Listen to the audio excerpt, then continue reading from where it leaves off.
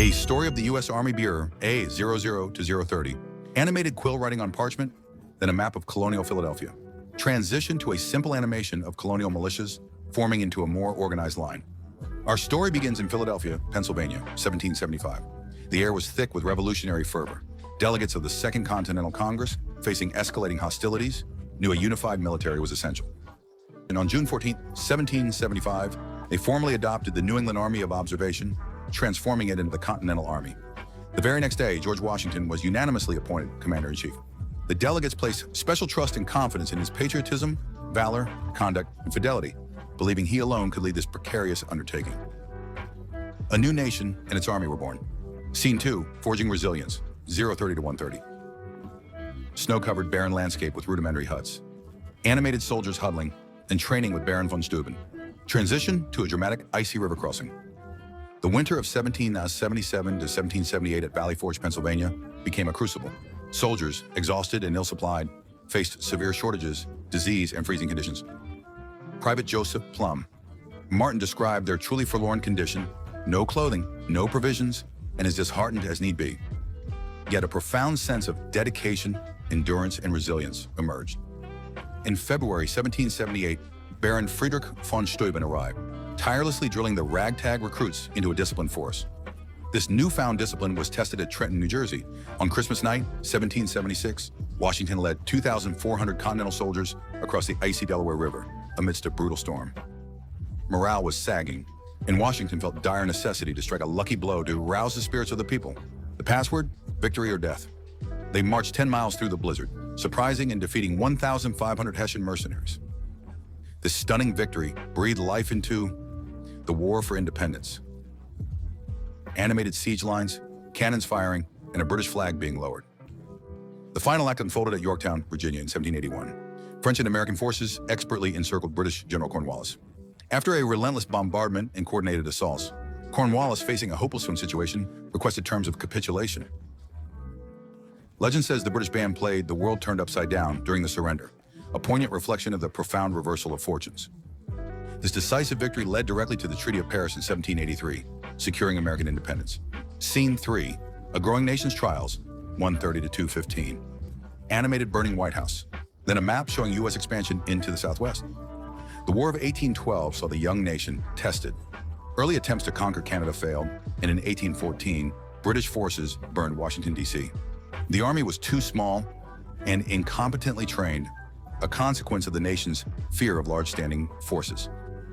Yet victories like the Battle of New Orleans, though fought after the peace treaty, instilled national pride.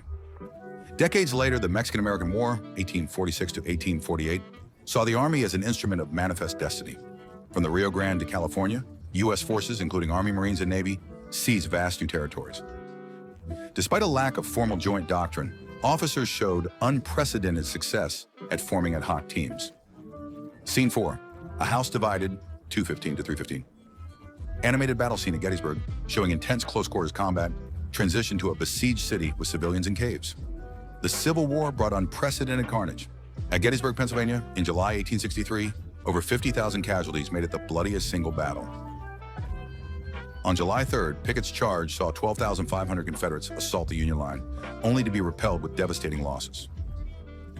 The aftermath was horrific. Blood running through the streets, slain animals, left to rot. Simultaneously, the siege of Vicksburg, Mississippi was underway. President Lincoln declared, "Vicksburg is the key. The war can never be brought to a close until that key is in our pocket." And for 47 days, Confederate defenders and civilians endured shortened rations, exposure to the elements, and constant bombardment.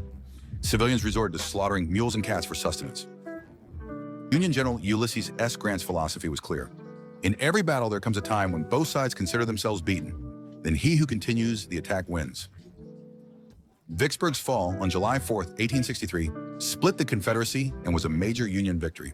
Scene 5, Global Conflicts and Transformation, 315 to 415. Animated trenches of World War I, then a massive troop transport. Transition to D-Day landings, showing chaos and soldiers waiting ashore. In World War I, the U.S. Army rapidly mobilized from 127,500 to 4 million men. American Expeditionary Forces, AEF, deployed to France, participating in brutal trench warfare. The Meuse-Argonne offensive, one of the most lethal resulted in 117,000 American casualties, instilling a grim sense of duty. World War II demanded unprecedented scale.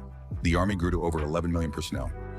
On D-Day, June 6, 1944, at Omaha Beach, France, assault troops landed on a fire-swept beach. Soldiers waded through waist-deep water and 3-foot waves, amidst total chaos with men's bodies everywhere, with wounded men crying.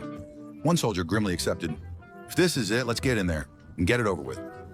Thomas Krabs, a young soldier, described arriving in chaos, enduring intense fire, and being very happy to be alive after an experience no training could prepare him for. Nurses in field hospitals remembered the wounds and the faces, but often didn't get a chance to know the men. The psychological toll was immense, with over 500,000 service members suffering psychiatric collapse. Scene 6, Modern Challenges, Enduring Spirit, 4:15-5. Animated Korean War scenes, then Vietnam jungle warfare, followed by desert operations. Transition to modern soldiers in uniform. The Korean War, 1950 to 1953, saw the Army fight limited wars to contain communism on the Korean Peninsula.